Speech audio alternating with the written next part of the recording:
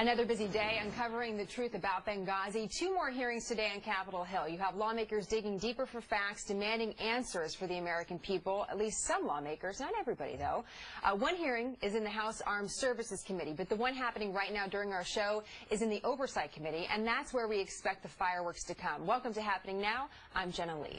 I'm Greg Jarrett in for John Scott. After months and months of delays, we are finally hearing from the leaders of that Accountability Review Board on Benghazi. The official review found a number of serious failures but left a lot of questions unanswered. And we should know, Greg, that Democrats and Republicans remain deeply divided over the report's findings. They took things away from this report on opposite ends of the spectrum. They also have a big difference about how the review process has played out, so keep that in mind.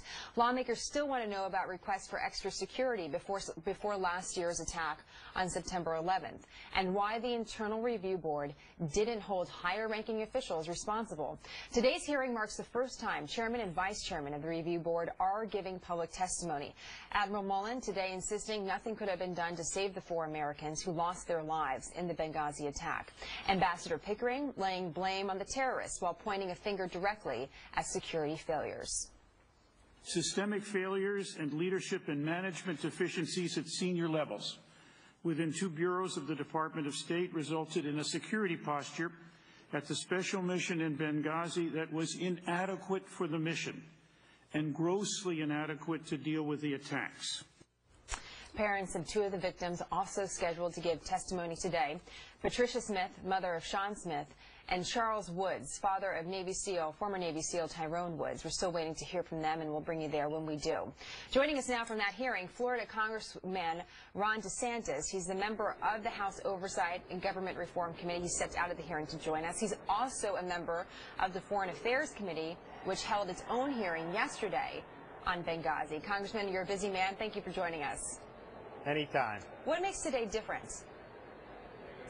Well, this day is focusing on this Accountability Review Board, and as we sit here over 1 year after the terrorist attacks of 9/11/2012, no one in the State Department has been held accountable, and also, of course, the terrorists who perpetrated the attack haven't been held accountable. So I think a lot of Americans look at this, they see 4 brave Americans who were killed, and they think that somebody needs to be held accountable for What this. does that mean, Congressman? We hear that word accountability, but what does it mean for officials at the State Department? What does it mean for the terrorists?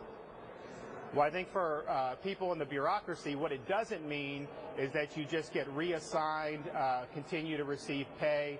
And some of the people that they did that to have now been reinstated, and Secretary Kerry said they should never have been reassigned in the first place. And so we've never really gotten anybody fired, reprimanded, or in any way held accountable. And obviously, who would you hold accountable? Because we heard yesterday during the Foreign Affairs Committee there were reports that some on the GOP side might actually ask for the resignation of Ambassador Kennedy. That did not happen. So who at this time do you think should resign, be fired, dismissed because of the actions related to Benghazi?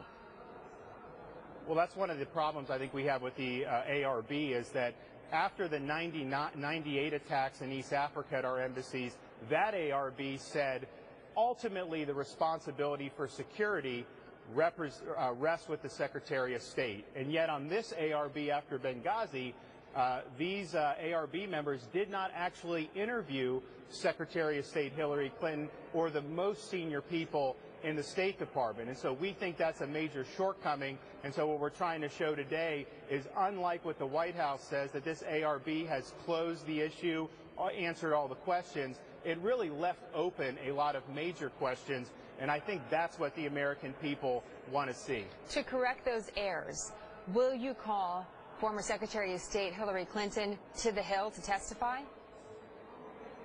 Well, that'll be up to the committee chairman, but I think as we've looked more and more into this, I think that there are a lot of questions that were left unanswered for her testimony in January in front of the Foreign Affairs Committee, and even yesterday with Ambassador Kennedy He was asked about the terrorists who perpetrated the attack. Did he believe they were Ansar al-Sharia? He said, well, it doesn't really matter who it was. It was a terrorist attack. And that actually harkened back to Hillary's statement, what difference does it make whether it was a terrorist attack at all? And so I think most people think it matters if it was a terrorist attack. We want to know which terrorists did it so we can hold them accountable. Your colleague, Congressman Trey Gowdy, was on our show yesterday. He said the same thing, that the decision is up to leadership.